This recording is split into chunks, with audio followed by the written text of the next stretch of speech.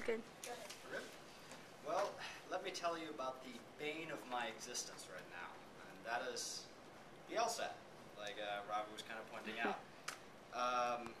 So let me tell you a little bit about the LSAT first. See, the LSAT is the law school admission test.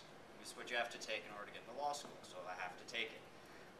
Anybody that has taken the LSAT has told me the only thing it proves is that you can take a test. It doesn't actually have anything to do with law school. And it is also really, really hard. I took it in February, and I thought I did pretty good. I placed somewhere within the top 15% of the United States. I thought that was great. You know, I was proud of myself.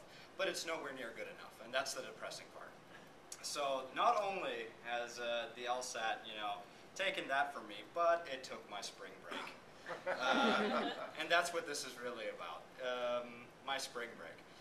In order to, you know, improve my score a little bit, I've decided to take the Princeton review course, which I always thought was a little funny because Princeton doesn't even have a law school.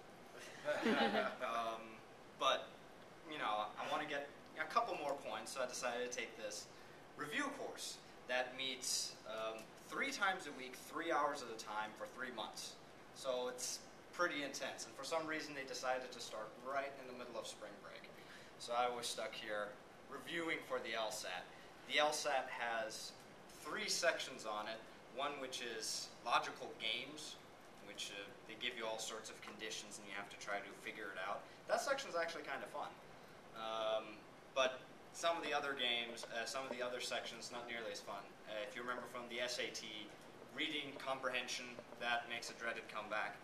So these were all the sorts of things I was looking at during the spring break. So that is basically how I spent my spring break, getting a little preparation done. But it wasn't too bad.